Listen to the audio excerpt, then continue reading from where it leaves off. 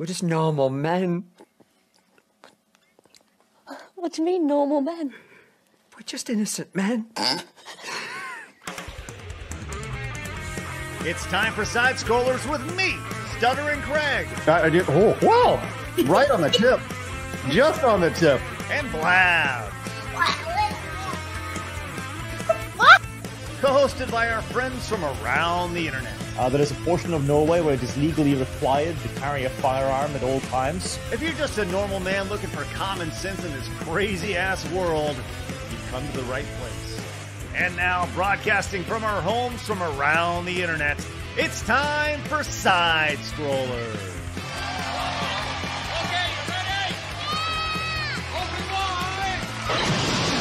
Oh, welcome on out to Side Scrollers on YouTube.com and Rumble.com, and of course, SideScrollersPodcast.com. Hello, everybody. Happy Wednesday to you. Are you having a good day? All right, good. I'm glad you've taken the time to talk to your phone.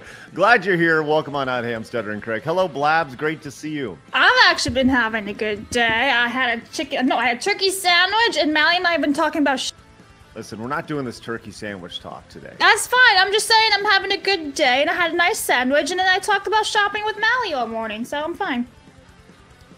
Great. This is good. Butterbeer goldfish. Yeah. Mally, what's your thoughts on turkey? I'm still on Team Turkey, Craig. You are still the odd one out here. Mm-hmm. That's fine. That's fine. Hello, everybody. Welcome to Side Scrollers. Craig died. Welcome. It's a special hers today now. Exactly.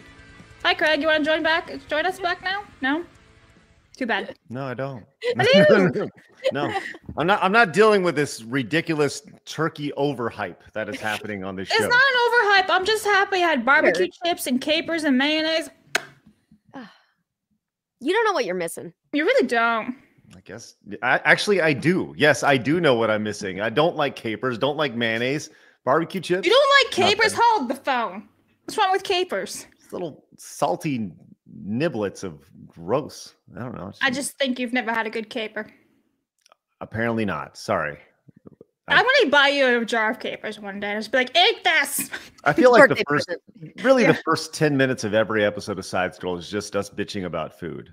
Well, what's wrong with that? It's an important topic. Food is pretty We're damn all important. hungry. That's like we start here and we're just hungry in the morning. Yeah, I hear that. Had to get a little snack before we got started here. But hey, I'm glad everybody's here. Glad you're with us. If you're new, make sure you hit the subscribe button. Join the 115,000 just normal men who have found common sense in the video game space. Do us a favor, hit the thumbs up button as we continue to grow a little bit more. And let's hit our Super Chat Montez goal today, as Mally is going to be picking a wonderful selection for Montez to belly to back suplex that crazy Karen. We'll have that a little bit later on, assuming we hit our 20 yellow super chats. With that said, we appreciate any and all support you guys fire our way today. We got a lot going on. We're getting into, listen, this is going to be a kind of an interesting show because Blabs really wants to talk about this Blake Lively thing. Well, I said it's important to talk about it. I'm not like, yes. Well, if you think it's important to talk about it, you clearly want to talk about it. Well, I think there's an interesting perspective here for sure. Okay. And Mally agrees with me, so you are outnumbered again. And once again, that is fine. But I'm gonna know your place, man. We're gonna need to go through this in the most slow, derpy way possible to make Blake Lively for Dummies. Got it. Yeah, for sure. We'll do that in a little bit. I got a fun video from the GameCube, like 2002, back when the GameCube was being launched and promoted. I got a fun video actually from G4 of all things we're going to watch here. It's about 2 minutes long. It's super fun. We have an update on, well, Kick and YouTube, and the CEO of Twitch is, what a bitch. Like, what a bitch. We're gonna talk about him here in a little bit. We also have a reboot. Rooster Teeth is being rebooted. And we're gonna get into that a little bit later. They put out a teaser today. When I say they, I mean Bernie Burns, who is one of the original dudes behind it. So we're gonna get into that. We also have the EA CEO talking about why Velgard didn't work. And you know what? It's like, holy fucking shit, you idiot. Of course. Yes. Yeah, like it's the most tone deaf response ever. If we have time, we're getting to get into Reddit in particular, and the insanity going on over there and how it may actually be shut down. So, and we also have some Nintendo stuff, which is very intriguing. We've talked about the Nintendo sales numbers. Everybody loves talking sales numbers. Well, we got some data for you guys today. Everybody loves that. First and foremost, Mally, what the hell's going on? What's going on in your world? Oh gosh. I don't know. I'm just still like captivated by watching Doge and everything going on, and really just hoping that I can afford a house soon. Oh man, wouldn't that be great? Yeah. It's amazing to see so many people upset about this Doge thing, and the idea that it's more or less just a giant audit of the government, and something that should have been done many, many times, every year, right? But I saw this video of this girl talking about it where she said more or less like, it's like if you were to catch a bank robber, right? And then you get mad at like the person who caught the bank robber, despite the bank robber stealing all the money. Yeah. It seems we live in a crazy time right now. Imagine being upset that we've discovered the waste of money. Like you said, like, what? You're benefiting from this. It doesn't matter who you voted for. You're benefiting. That's been the most amazing thing about this is to see people's response and just the full mask off moment. They're so built around party lines. And even though like, look, we're going to save billions of dollars from this. And like, no, fuck you, Elon. Yeah. It really shows the true intentions and character of the people who were voting. Yes. Yeah. It was it's interesting to say the least. With that said, what's also interesting is how we start our show every single day with today in video game history. Okie dokies, everybody. February 5th means Harvest Moon 64 was released in Japan in 1999. Oh, man. Creed Altair's, I think that's how you say his name, Chronicles, released in 2008. And Altair. Cry 4, released in 2008 as well. Okay. You are about to get absolutely wrecked. So what else is new? Okay. Games you missed today. Now, this is a very deep cut, but The Guardian Legend on the NES was released 37 years ago in 1998. 1988. In Japan. The other one, the biggest one, you missed Paper Mario for the Nintendo 64 today. 24 years ago in 2001. That's a pretty big one. Was that Japan also? No. Well then, oops. You also missed for the PlayStation 3, Demon's Souls, which I'm sure the chat is about to burn down our video today. So Demon's Souls was in 16 years ago in 2009. Dead Space 3 for the PlayStation 3. Tenchu Shadow Assassins for the Wii. Sly Cooper, Thieves in Time, 12 years ago. My gosh, there's a lot of games came out today in February 5th. So there you go. Lots of games today. There you go, Blabs. It's fine.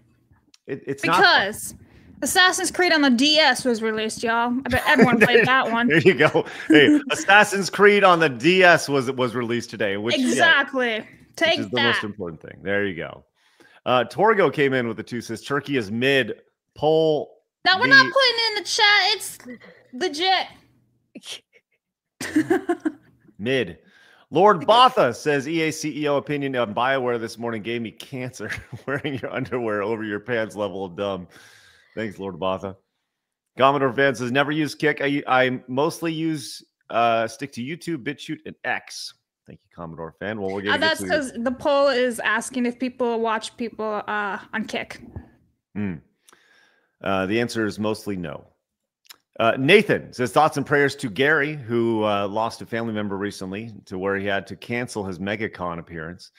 And if you read to the end of this post, he wants us to Montez. I don't know if that's what Gary necessarily wants, but yeah, I saw Gary lost a family member. He's not going to be able to make it out to Florida.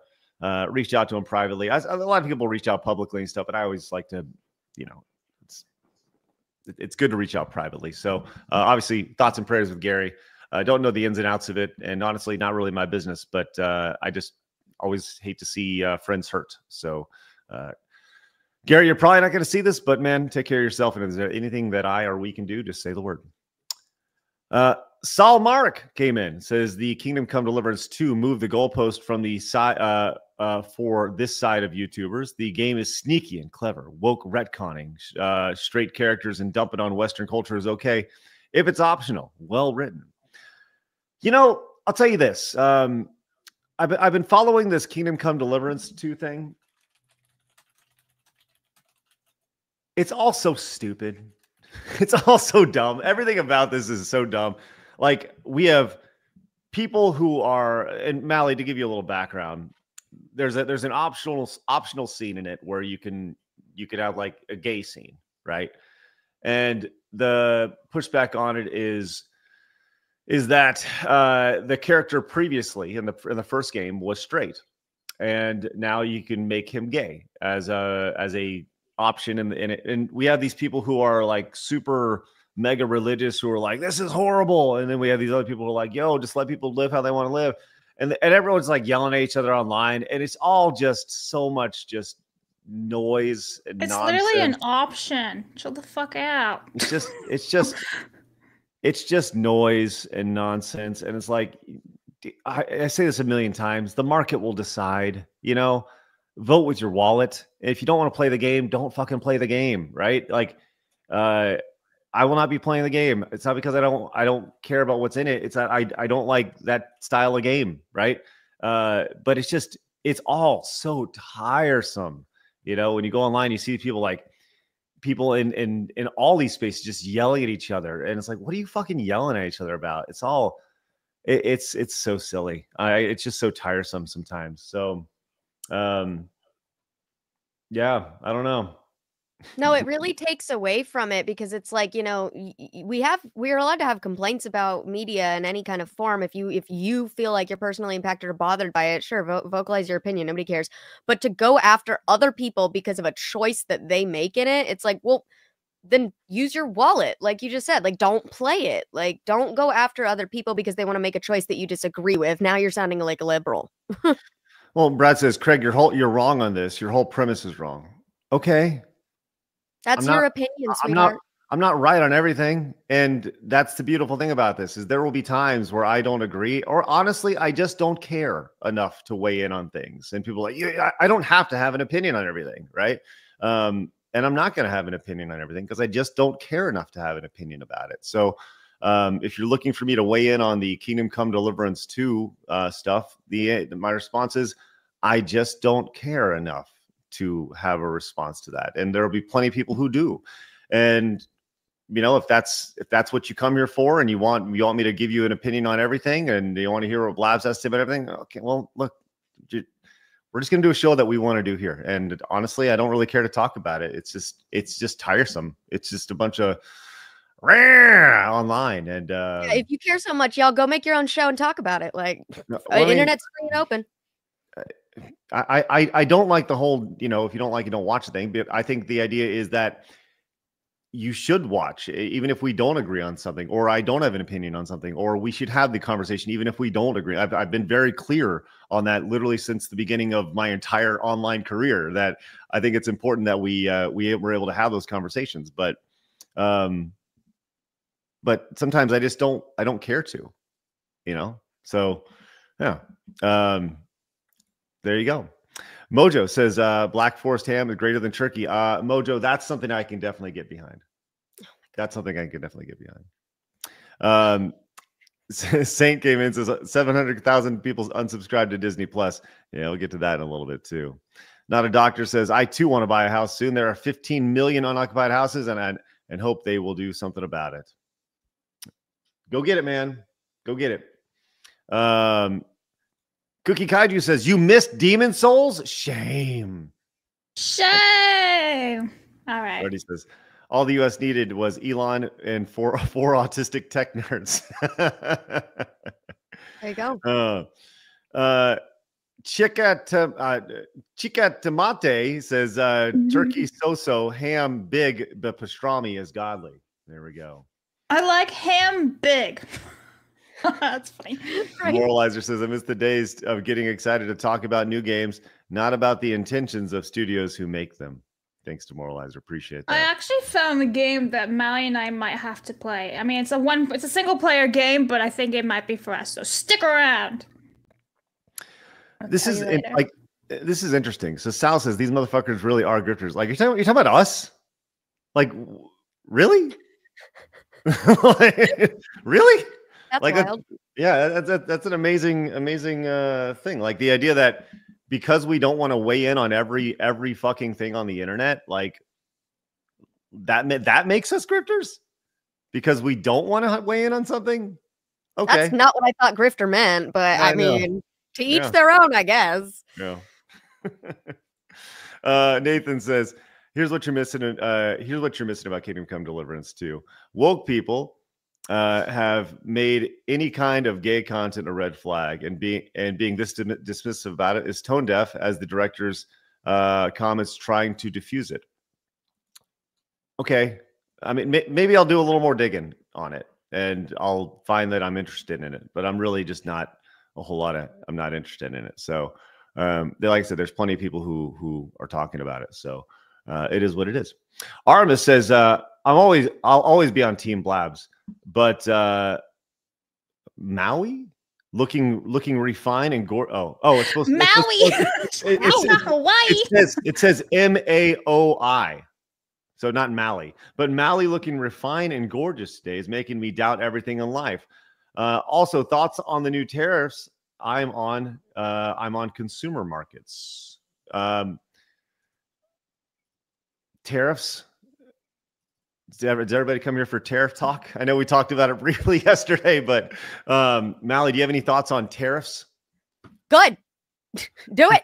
Full fledged, very full aggressive. swing. Do it. Oh my gosh. Yeah, I have thoughts. The fact that all of them were like, your avocados, your coffee. And then like the next day, both of them cave. It's like, shut the fuck up and let the businessman business. My favorite word is girth came in with 10, says just some normal innocent support for some normal innocent men. Would you rather live in the Lord of the Rings universe or the pre-Disney Star Wars universe? Assuming pre-Disney Star Wars, yeah. That's not even an answer. That's not even a debate. Sorry, honey. There you go. I'll say yes. Now he's going to the Shire, knowing him. I was like, yeah. Commodore fan says, looks like Rooster Teeth is trending on X. Cool. We'll talk about that here in a little bit. Shado Max says, gamers attacking gamers wasn't on my bingo card for 2025. Don't we have more? Don't we have more important shit to fight against?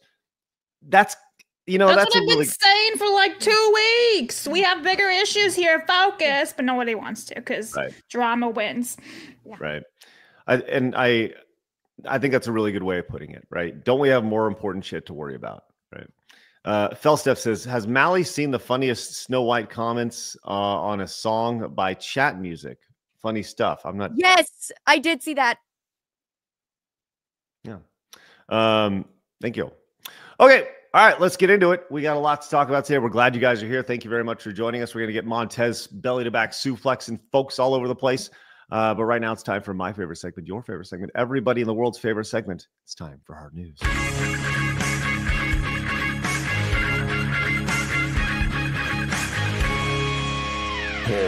News. Okay, here we are, right off the bat. Listen, if there's really important things to talk about, this is definitely it. This comes from the Defiant L's YouTube channel, or I'm sorry, X handle. Shit, Blabs, I did it again. Yeah, I know you did, because you're not sharing right now. I knew it. I did it again. Hold on, I'll be right back. Damn it. I'll do it. Craig's a boomer, everybody. He was on the wrong browser, therefore he can't share a screen. Oh my God. I'll do it instead. Okay. So, let me just break it down for you. There's a man who I assume is very, very wealthy and has mega high ceilings. And there is a gray curtain. Oh, there he is. Okay, bye. Do it. Okay. Hello. Shall I just continue, or do you want to do it? No, fire away. What do you got? Okay, so like I said, this man has mega high ceilings, and I'm assuming he's absolutely loaded. So I'm just gonna let this video play out. It's like 1:40, and we'll stop whenever. But Meet this man on standing on the stairs. Face. Yeah. Yeah. No, okay. Look at the kid's reaction. That was worth it all by itself. Like, I forget like home value. Obviously, they bought the home and they're doing this for their kids. It made the best of the space that they had. I think that's sick. I thought it was impressive, but like, how do you sell that afterwards? You don't. Yeah, That's you the remove problem, everything. So here's okay. I think that's all wonderful and admirable, and maybe I'm just black pill today, but I've been there before. I've like made little fairy gardens for your kids and done all these like fun little things because hey, kids and memories. And then like the next day they forget about it, you know, and the novelty wears off. And here's the thing, that'll be great for like 2 or 3 years. And then all of a sudden they're going to have these giant ass holes and all this net mesh and all this stuff they got to get rid of. And like, it's really, really fun and admirable. It's like a play place, right? Yeah. Or like a play set in the backyard. I don't know how many people I've seen buy a play set, put it in their backyard for their kids, for them to play with it for 3 or 4 days. Then they forget it exists, right? The novelty wears off. And then they got this rotting piece of wood in the back, you know, with a swing set or whatever. And it's just a really expensive fire waiting to happen. Yeah, that's entirely fair. Kids definitely have too short of an attention span for major investments like that. I feel like the only reason I like that one so much is because, like, you even saw that, like, the wife and the husband were climbing up in it too. Like, if they wanted to go sit in front of the window and read or something, you know, they could use that possibly themselves. And if that's their long-term home for the next 20 years, that could be a okay investment. You take it down after 20 years, you know. I mean, There's a lot of holes in the wall, though. Right. I would love to see where they're at in like 3 years. If their wife's like, God, we got all this stupid net mesh or whatever. You got to climb up. You have a back injury or something. How the hell are you going to get up there? Yeah. Definitely not the most aesthetically pleasing to look at, for sure. No. I mean, why not just go to like, there's a million of these little gym Go to the places. playground. Yeah, like Go outside. There's literal whole like gymnasium, like public gymnasiums you can go to that have net setups just like that, trampoline centers. It's right. Like, you know, don't know that you have to build it. Let's freaking go to Discovery Cove. What was it? Discovery Cove? Discovery Zone. That's what it was back in the day. Do you remember? Mally, did you ever see Discovery Zone? I don't know that I actually saw Discovery Zone, no. Oh, man. Discovery Zone was like this kid's play place. I think they're all gone. It was such a, like it was something in the 90s. Here we go. Here's a commercial from, let's see if this is it, from Discovery Zone. Tell me this was not every kid's fantasy. Here we go. Running swing here? I don't think so. Climb and slide here? I don't think so. Then where? I'm going TC at Discovery Zone. I feel like I've seen this before. I remember. Just for me, a place where I can really cut loose. But I wasn't born in 1993, so I don't know how I could have seen this. Unless this commercial was used for years. It was. Yeah. Okay. You know, it's essentially a big old ball pit with climbing and stuff. Super hygienic. My mom would never let me in them. Oh man. Well, now that dude has one in his house, which is great. Minus the ball pit. You know, I'm sure he's making that in his backyard next for his kids. Yeah, I could see that being something that a germaphobe does, because my family was definitely the one of, don't go climb on the McDonald's play set. You're going to be covered in germs. And it's like, okay, well then build it. Yeah. Young Stove says, Craig, want to know something interesting about Seaman? No, I don't. I don't want to know about Seaman for the Dreamcast. Thank you, Young Stove. Appreciate that. Maverick Marty says the problem with conversations today is people think yelling over each other somehow proves their point and makes them insufferable. Yeah. There's no such thing as a conversation anymore. Tamamo came in with the member for 2 months, says, puts pea shooter in your head, puts the opinions in the bag, Craig. What? All right. Miku says, it's not like an optional quest to turn Link gay. No. Thank you, Miku. Snapple Rai, or Snap Rai now, says, yo, side scrollers, just want to say thanks again for the show and content. Been relearning my editing skills with the content, and your channel platform has helped me out. Also for Montez. Thanks, buddy. Appreciate that, man.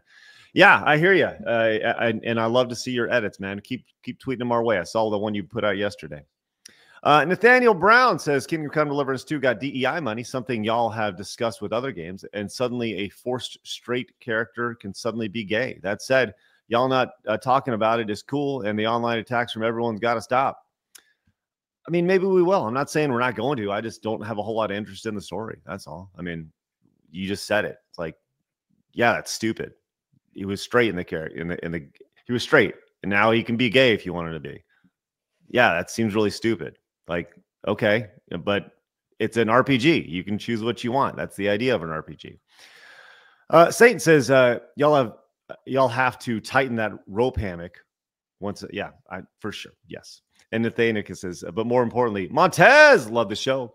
Talk about what you want. Been watching since OG Screw Attack, and I'm not stopping now. Thanks, Nathaniel. Appreciate that, my man. And Fox Jupy says, can y'all talk about the new Apex video? I've not seen the new Apex video. I don't know. What's up? Let me look. McLeod says, as a fellow homeowner, valuation doesn't matter in 20 years, except for the tax vampires. Also, holes in the walls are very easy to fix.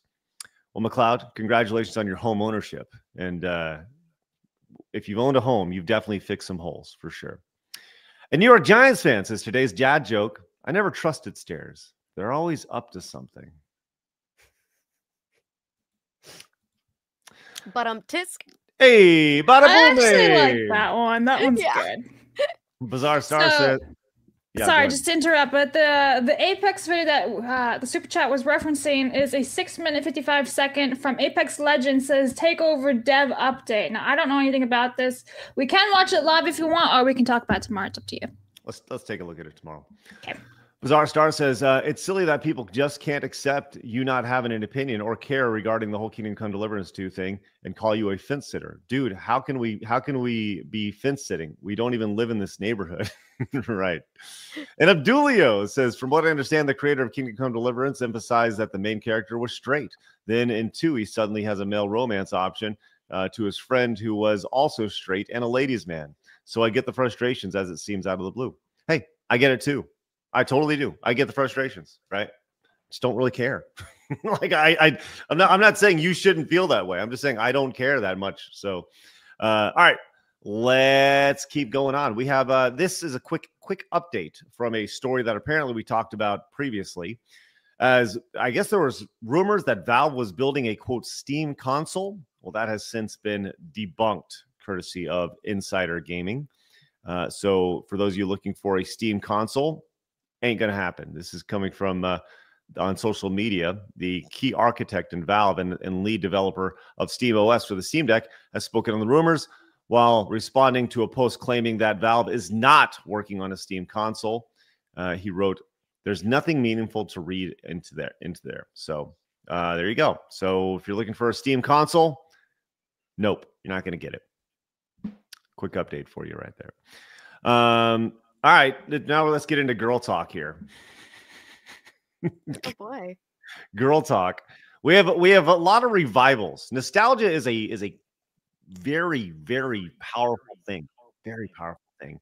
And we have a new revival in the works, courtesy of Hulu, and we're busting out Sarah Michelle Gellar to play Buffy the Vampire Slayer. Mally, do you have any thoughts on? Did you watch Buffy the Vampire Slayer at all? Do you know anything about this? I heard about it, but I never was into it. No, this is all new. Blabs, did you watch Buffy? I actually didn't. I kind of wanted to watch it. I just never got a chance to watch it. So, have you watched it? It was massive. Yeah, Buffy I remember it being Vampire- huge when I was a kid. Yes, Yeah. It was a massive show back in the late 90s, I would say, late 90s, early 2000s. Mm-hmm. And I think the whole idea was Buffy was like a high school student, but she also was a vampire slayer, right? I was watching Sabrina instead. Mm-hmm. More PG. The Teenage Witch. Yeah, it was more for me. I mean, I think Buffy was a bit too much for me when I was a kid. I was born in 96, so. Yes. Well, Wicked came in with this. Says, nope, there's no way this will be better than the original. Leave it alone. Not everything needs a revival. Oh, There we go. Not everything needs a revival. The chemistry between the original cast can't be redone. The writing was top tier. Just no. No, she's a massive Buffy fan, Wicked. So. Oh, Wicked is? Okay. Yeah. And Kay came in, says, once upon a time, this would have been exciting news. These days, reboots, remakes, remasters, they fail us a lot of the time. Let these series rest and create something new. Not every story has to last forever. Oh, man, that's a deep cut right there. Not every story has to last forever. You can write a new chapter when it comes to this. Mally, is there a with all that said, is there a franchise from your childhood that you'd like to see rebooted and ultimately destroyed, like will probably happen in this situation? Oh my gosh. I mean, there's so many series that would be so cool to see like brought back to life, but not in today's, situation, not in today's media where they are steadfast on destroying them and adding new aspects to them. It's like you want to feed off that nostalgia and then you want to change everything about it. That's not nostalgia. That's just pissing people off. That's bringing back up their nostalgia to kill it. And that's going to just hurt anybody. What about you, Blabs? Oh, no. I don't want anybody to touch anything anymore. No. Make your own damn new shit. Leave my stuff alone. Thank you. Make new shit. That's right. Leave Harry Potter alone. Just cancel it. Don't even bother casting everybody. Stop, please. True. Thank you. My anxiety. As long as Harry Potter's left alone, that's the most important thing. No. I was annoyed with the whole Disney Star Wars shit. That was my childhood too. I don't want Lord of the Rings to exist anymore. Leave it alone. Stupid Rings of Power crap. No. None of that shit. Oh, and now the Narnia stuff. I loved Narnia. And now she's going to mess that up. Dude, did you see the actor who played Peter did like a reading of the original Narnia book? And I'm like, oh, Peter! He's like late 30s, early 40s now. I'm like, oh, we're all so owls. Yeah. The end. The end. Yeah. All right. Well, let's move on to this next story here. Mally, did you ever see the movie The Social Network? No. Oh man, it was a really good movie. 2010. It was about pretty much the origins of Facebook, and it starred Jesse Eisenberg as Mark Zuckerberg. Now, Jesse Eisenberg is this guy. Oh, I've seen clips of it. I haven't seen it, but I know this. I know what you're talking about. Yes. I really like this movie. Now, Mark Zuckerberg in it is this like super autistic, like asshole. That's he doesn't let anything get in his way. He's being sued by his best friend, and Jesse Eisenberg played him in that role. Well, now Jesse Eisenberg says, I don't want to think about being associated with Mark Zuckerberg, right? Because, and it's amazing here because it says Jesse Eisenberg, the star who starred as Meta chief executive Mark Zuckerberg in the 2010 film The Social Network, has told BBC News that he no longer wants to think of himself as quote, as someone associated with someone like that. He said, it's like this guy is doing things that are problematic, taking away fact-checking. There are safety concerns, making people who are already threatened in the world more threatened. So it says in the video posted alongside the blog post, Zuckerberg said that he was talking about how the moderators were too politically biased, and it's time to get back to our roots of free expression. So Jesse Eisenberg wants nothing to do with Mark Zuckerberg now that Mark Zuckerberg is all about that free expression and following wherever the wind blows. If you actually play that video at the very top of the thing, you can hear his like levels of sass and everything. It's like, 50 seconds long. Sure. Talks about fact checking and everything too. Okay, let's see what he has to say. I haven't been like following his life trajectory, partly because I don't, want to think of myself as associated with somebody like that. It's not like I played a great golfer or something and I want to and now people think I'm a great golfer. It's like this guy that's like doing kind of like, doing things that are problematic, taking away, fact checking and safety concerns, making people who are already threatened in this world more threatened. You're concerned by those actions? I'm concerned just as like a person who reads a newspaper. I don't think like... Ding, ding, ding. There it is. You read the newspaper. That's your problem there, Jesse Eisenberg. Yeah. Oh man, he's a part of the system. Congratulations. Let's go continue. Right. Just as like a person who reads a newspaper, you know, I don't think like about, oh, I played the guy in the movie, and therefore it's like just I'm a human being, and you read these things, and these people have like billions upon billions of dollars, like more money than, you know, any human person has ever amassed, and like what are they doing with it? You know, and like, oh, they're doing it to like curry favor with somebody who's preaching, you know, hateful thing. So to me, that's what I think of. But I think of that not as like a person who played in a movie. I think of it as just somebody who's married to a woman who teaches disability justice in New York, and lives for her students are going to get a little harder this year. Oh, there we go. I haven't been. Oh like, my following his... gosh, drama king. Dude, right? Like a real drama king right there. I think Jesse, let me just tell you, sweetheart, I don't think of you besides anything except the guy from Now You See Me and like the voice of what is it? Blue from Rio. Like you are not significantly tied to Zuckerberg. So calm yourself. You know, he brought up some really good points though. This guy has a lot of money. What is he doing with it? So I thought it'd be fun to look to see what Jesse Eisenberg's net worth was. And according to celebritynetworth.com, Jesse Eisenberg is worth $12 million. So, I mean, the natural question is, Jesse, what are you doing with that? How are you helping? How much money have you given, Jesse, to help the cause? And if you did give some money, why didn't you give more? Because there's always more to give, Jesse. Yeah. What? How dare you? How dare you, Jesse? This is amazing to see. And you see, I mean, look, I don't trust Zuckerberg as far as I can throw him, right? He very clearly is going, he's a business dude, right? His job is to go wherever the wind blows, whatever the administration is. And we saw that. We saw this very clear in 2020. And now we see it in 2025, the direction of he's taking his companies based off the administration. We all get it. We all see it. Nobody sees him as authentic at all. Yeah. Which I think is exactly the situation that we see with Jesse Eisenberg as well, who is a paid liar. That's literally what he does for a living, is lies and acts. And, you know, the pretentious nature. You're right, Blabs. Very pretentious. That's what I'm saying. That's why I want to like really show you the video. Also, I think he's a bit tismed the way he's talking.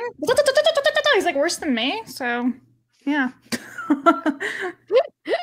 This is such a good example of just why nobody cares about Hollywood or actors in general. Like, who the fuck is Jesse Eisenberg to tell anybody how they should feel about anything ever? It's amazing. God, I love it. I love it. Mally, you got anything to close on that? Well, I have always loved how Ricky Gervais put it at that one award show where he said, just get up here, thank your God, thank your agent, and fuck off. Because nobody needs to hear your spiel. You do not live the lives of the people you're preaching to. So just shut up. Yes, there you go. Bingo. Who the fuck are you? I think that's the best way to say, who the fuck are you? Ranger George says, speaking of no more, there should be no more movies or shows about King Arthur. Every version has a race swap character for diversity when the races weren't in Britain centuries ago. Also, Jesse Eisenberg is a massive wet sock. That's actually true about the King Arthur stuff. So does anyone remember the BBC Merlin show that was in 2008? It was a fantastic show, actually. Like, I loved it, but they did race swap Gwen. She was like a biracial Gwen, so it was like, I guess she was fully black or half black, I don't know, but she was definitely not white, and yeah, she was like the main chick, and she was Guinevere.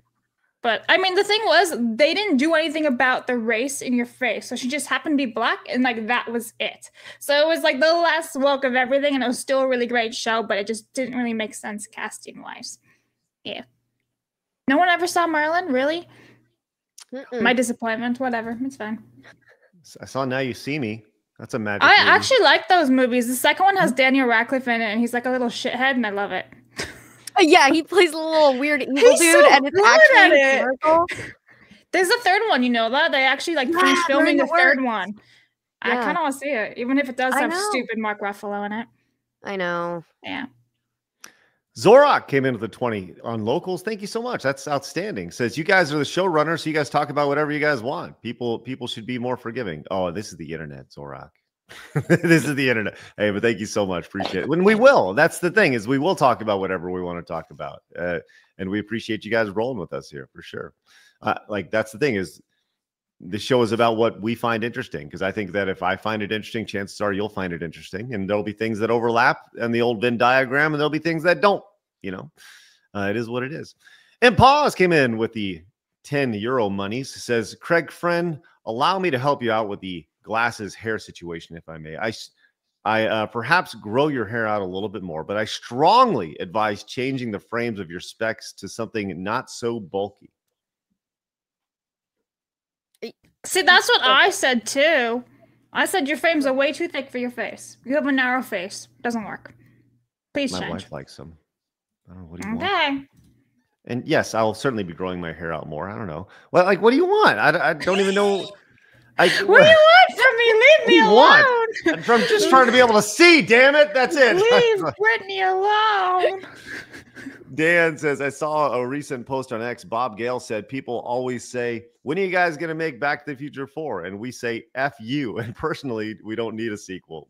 Leave those movies alone. Yes. Mm-hmm. Bob Gale has handled the whole Back to the Future 4 thing perfectly. He's like, no, I'm not going to make a sequel. I don't want to make a sequel. It doesn't make sense to make a sequel. It's funny. I actually just watched a little fan documentary about Back to the Future a couple nights ago, and they interviewed Bob Gale, who once again is one of the writers of Back to the Future, and they talk about, they're like, look, as long as we're alive, there will never be a Back to the Future 4. The closest thing was the Telltale game several years ago, which is like a point and click adventure game they did in the early 2010s, and but they said there will never be an official sequel. Now, when they die, chances are the Universal is going to come along and be like, hey, now that they're gone, Back to the Future 4. But if they're alive, I think we're safe for now, which is great. Also great, Ian came in with 10 gifted memberships. Blabs. Shits. Memberships. Pronunciate. Shit. Thank you, Ian. Appreciate that. Where's Kirsha where you need her? Where is Kirsha? There she is. There you go, Ian. Thank you very much. Appreciate that. If you guys got gifted a membership, make sure you say thanks for being. That's what I said. Brentley came in with the 10. Says Jesse Eisenberg. I'm an autistic dude playing another autistic dude disguised as another autistic dude. Right. I'm something of an autistic dude myself. And Uncle Danny says Buffy is fantastic. Merlin is fantastic. Montez is fantastic. A lot of fantastic things happening on our show today, which is good. We do see every Super Chat, Director Nation, and Rumble Rant. We'll get to every single one. Just know we appreciate all of them throughout the show. As we are, whoa, did we hit Montez already? Yeah, we did like 10 minutes ago. What the fuck? Really? Yep. How the hell did we hit Montez that quick? Shout out, chat. Damn, let's go. All right, chat. Wow, this is a very early Montez. Mally, you get to pick where Montez is going to go today. Is he going to go to Street Fighter 2, Mortal Kombat, The Moon, Dustborn, or the Mushroom Kingdom? Oh, these are some good options. I'm torn between The Moon and Dustborn. Let's go Dustborn. Dustborn it is. Bitch! You are racist.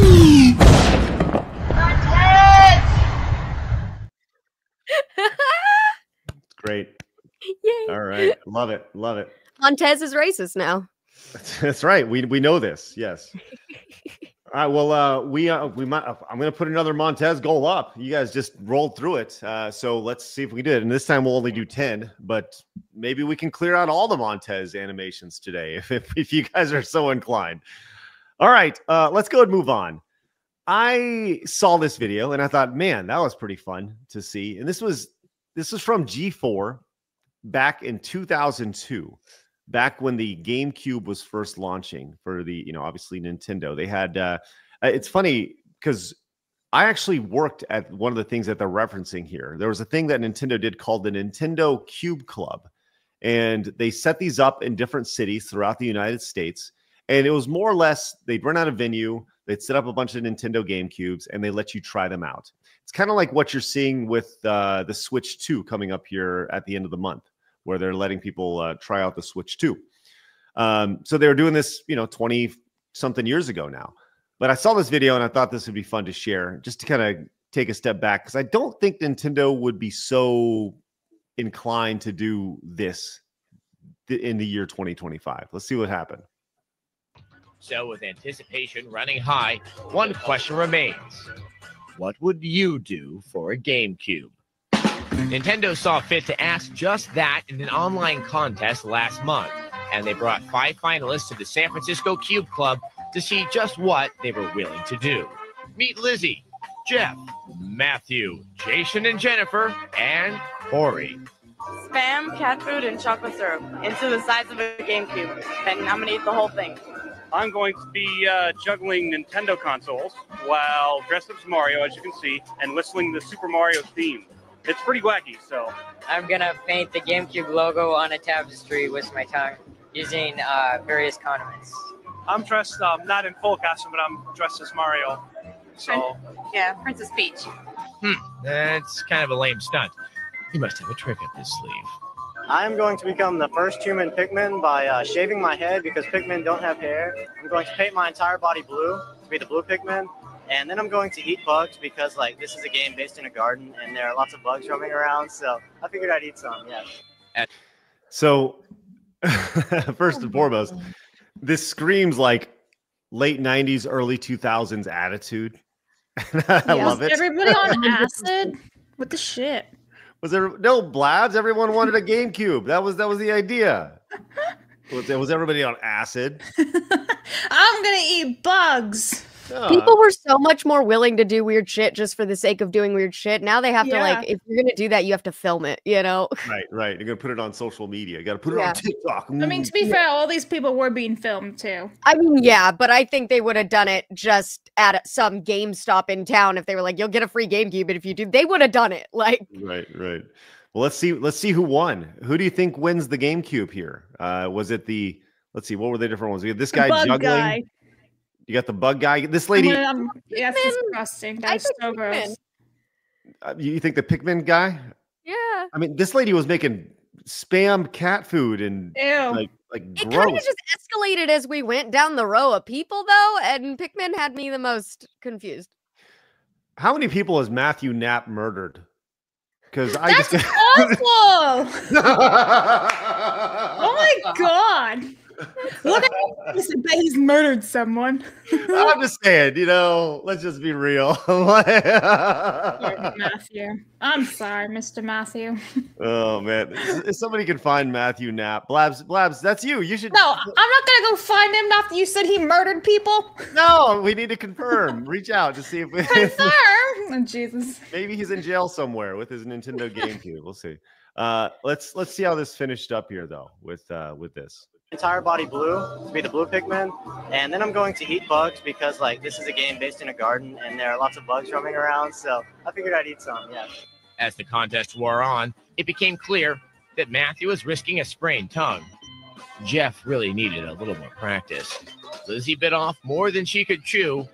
Jason did have something up his sleeve. Jennifer, will you marry me? Oh my god. Yes, I will. Okay. That's funny. I mean, once again, let's find out where these people are, Blabs. Really? Yes, of course. Why would we not? Okay. I'm just saying, we know who they are. It says right there. Yeah. Mr. and Mrs. Jason Siller. Jennifer and Jason. I guarantee you can find this person on the internet right now. Yeah. Probably has this as his profile picture. Just saying. All right. Jennifer, will you marry me? Oh my god. Yes, I will. And Corey rapidly developed a taste for creepy, crawly things. While all 5 finalists walked away with the GameCube, Corey was awarded the grand prize. And I know Mr. Miyamoto would be very proud. Yep. So the guy won. That makes guy won sense. $5,000. Yes. Guy won $5,000 for dressing up as a little Pikmin there. Good. I mean, he for him. shaved his head, ate bugs, and painted his body blue in front of a crowd of people. Yeah, I think he won. My favorite thing about this is the last sentence the lady says. Grand prize. And I know Mr. Miyamoto would be very proud. You think that Shigeru Miyamoto will be really proud of that? Oh, that's so funny. Well, Blabs, you got a little research to do.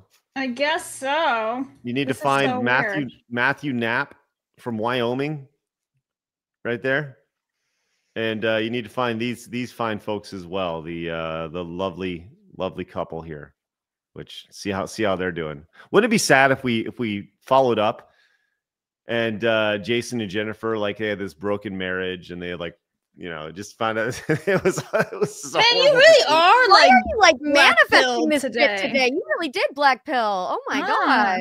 Do you need a nap, Craig? Yeah. Do you need a Snickers bar? You're not you when you're hungry. I know. I'm a piece of shit today. I'm sorry. Yes. What's the matter? I don't know, Blabs. The internet's got a hold of me. I feel so bad, Blabs. Take a walk. Get over it. You need to go outside and take a walk and run and. Do you want to go on that jungle gym we saw? Yeah. I'm gonna go to DZ. I'm gonna go to Discovery Zone. Then you're gonna get arrested because you're around a bunch of children. They'll be like, nope. So mad. This man is too old to be here. Yep. Sus. I don't want to be that guy either. I just want to go outside. Oh my god.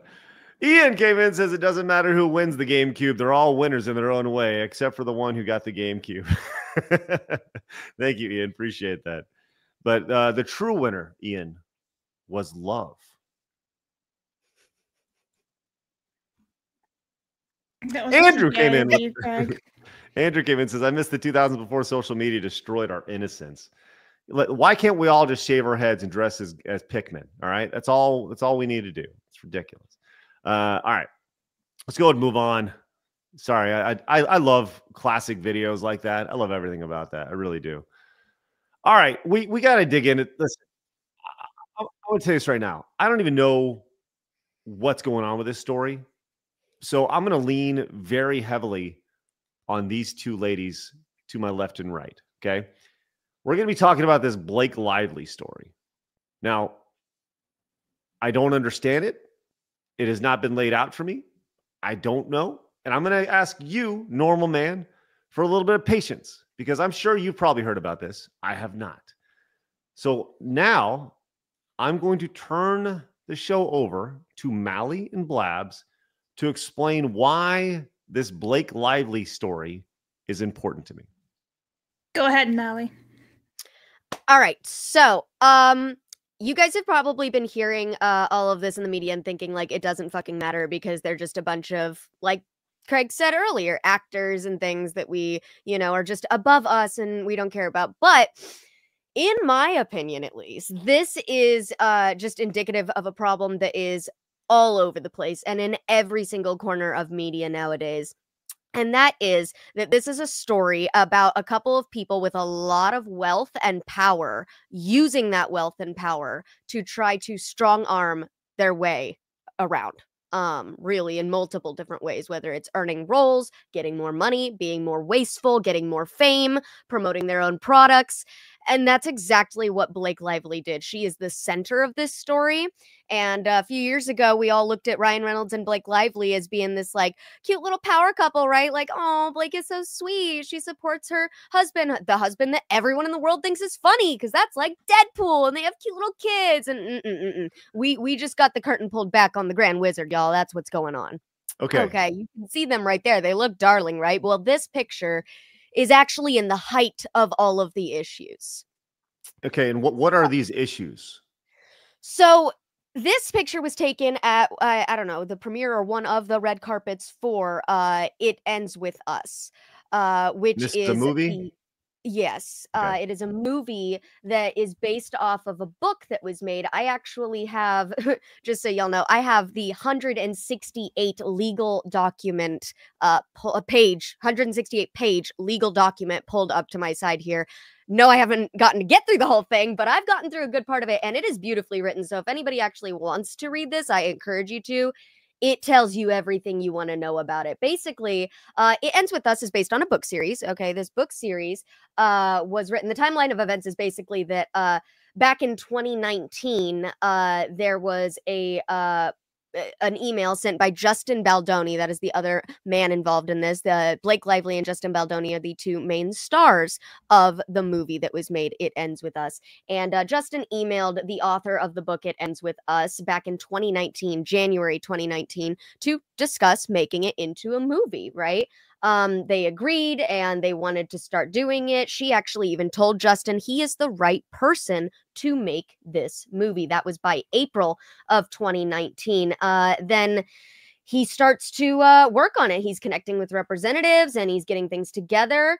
And they start putting together a marketing team and getting things in order. They have campaign ideas put together with Sony. Yes, that's Justin Baldoni right there.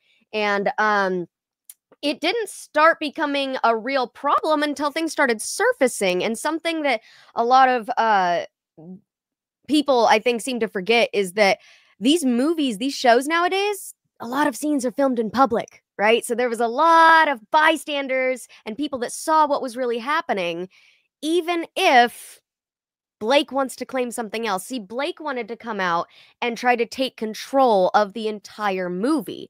And it started very early in the actual filming and process of it. And it all came to fruition when she put out a lawsuit against Justin Baldoni, claiming sexual harassment, pulling the whole Me Too card and all, and had a whole slew of things. But did she do it right? No, of course not. She did it the sneaky, conniving way. She went straight to journalist sources, leaking her personal versions of the story, edited text messages, gave them very specific things and scripted questions to ask her, really set it up to make it look like she was going to be the winner. But something that Blake missed is that we left Me Too back in 2015. We are not in the whole believe all women phase anymore. If you'd like to compare this to the Amber Heard and Johnny Depp case, then you definitely can, except it's a lot worse than that. It's not physical, it's all mental and emotional abuse. And Blake pulled the card at the wrong time. If you want to cut in, Blabs, I'll start reading some of the document and get to the point I'm at. Okay, well, yeah, just like a TLDR of who Blake Lively is, in case you don't know, she is Ryan Reynolds' husband. Ryan Reynolds is Deadpool. Wife.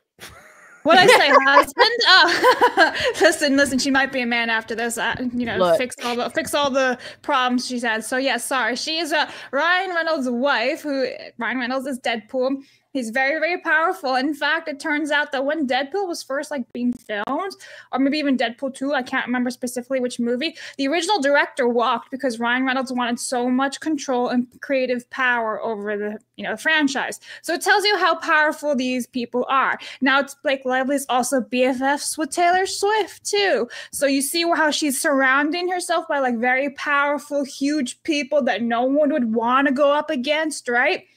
Except this man that she's going up against has all the receipts. He has text messages proving his innocence, that there was no sexual harassment involved, that they hired an intimacy coordinator for their movie, and she never wanted to meet with this person, even though everyone's like, yes, this is how it's going to be done, blah, blah, blah, blah. So there's a lot of stuff into this that she's just lying through her teeth. And the problem is that she is using Me Too and all that around it. So it's very important for men to understand this. Okay, I'm trying to wrap my head around this. So the premise is that this guy had this movie that he more or less optioned. He started production on the movie. They got it was his baby, basically. It was, yeah. And she came in and she tried to steal it from him. Yeah, she came in elbowing through accusations that he mentally abused her on set and emotional distress and all this stuff. And she filed a lawsuit did she win the lawsuit? It's still ongoing. Everything's ongoing, and there's now, there's 4 lawsuits up in the air right now because his team retaliated. Yeah, so she filed a lawsuit on Christmas Eve. So a month ago. So this is brand new information. What's the lawsuit about? Unraveled. Huh? What's the lawsuit about though? Is it about the Me Too stuff? Is it all the emotional sexual stuff? harassment? Okay. Yeah. Now, this movie did come out, though. Yes. And I'm reading on Wikipedia. It came out. It only had a $25 million budget, and it murdered. It made $351 million. I mean, this is a ridiculous success. Yeah, that was the thing about it, is the movie actually was a hit. One of the big points about it, though, is that Justin, this like Blab said, this movie was his baby. He wanted this movie to be focused on domestic violence and all of these things. I mean, the dude's a raging feminist. He has a podcast, a man bun, all the bits, and yeah, literally. And so he was out there trying to be, send a message, a really clear, serious message. And Blake, on the other hand, decided that she wanted this movie to be floral, frilly, she wanted to actually use her best friendship with Taylor Swift and try to get one of Taylor's songs into the movie. She made, as you saw in that picture you showed of her and Ryan at the very start, all these flowers and floral and everything. Yeah, that was all her. Justin was doing a very, very different campaign for his movie, and it didn't match her vibe, but also it made it very clear that they were not on the same page about what they wanted this to look like. So then she ends up suing him, and what's the lawsuit for? To get the rights of the movie, or the lawsuit claims that there are sexual harassment and that there was a retaliation and smear campaign. She actually tried to come out and say that Justin and his team were in an attempt to smear her and make her look bad. She said that she included his production company, Wayfarer Studios, launching a retaliatory campaign against her, saying that this was a crisis, that she had actually had multiple meetings with the entire team to discuss this kind of treatment. And Justin has all the receipts to prove that is nowhere near true. So she filed the lawsuit. He's bringing the receipts, and she's the one with egg on her face now. Is that the idea? Oh, she looks awful. She does. Yeah. And somebody was there saying, were so many things that she claimed, like, oh, he would come bursting into my trailer while I was breastfeeding. Well, there's actual text proof that his team provided that shows she texted him, hey, I'm just pumping in my trailer if you want to work on lines. And he says, like, okay, cool, I'll head over soon. It's her inviting him in.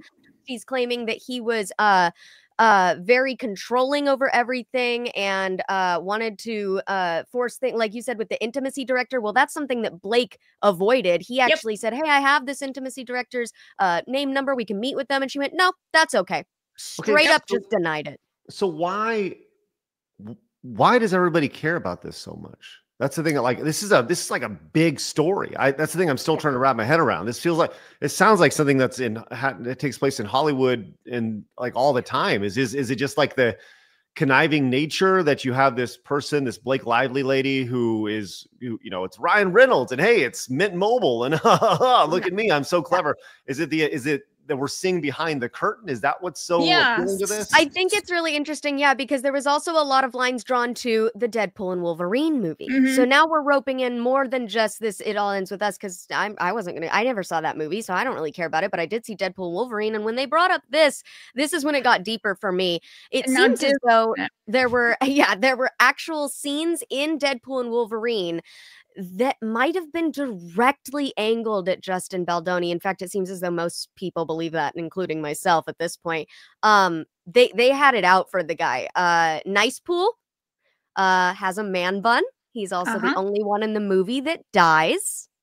And who does he die at the hands of? Right. Yeah. Lady Pool, who is played by Blake Lively. Oh, and where does he die in front of? A flower shop. So there's a lot of... Okay. There's a lot of symbolism here. Connect with that, yeah. So it's more than just, it's like a Disney thing too now. But to answer your question, Craig, and here's from Rumble.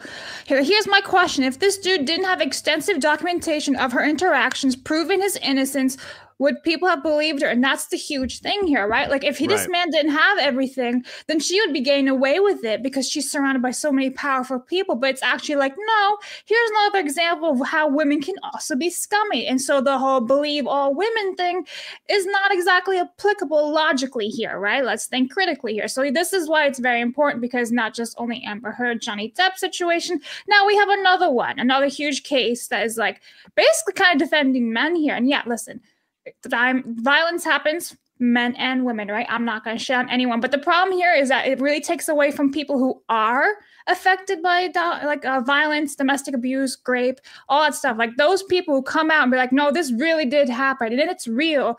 their whole situations are minimized because of bullshit like Blake Lively and Amber Heard. So this is why it's important. In an interview, and she Mhm. laughed it off.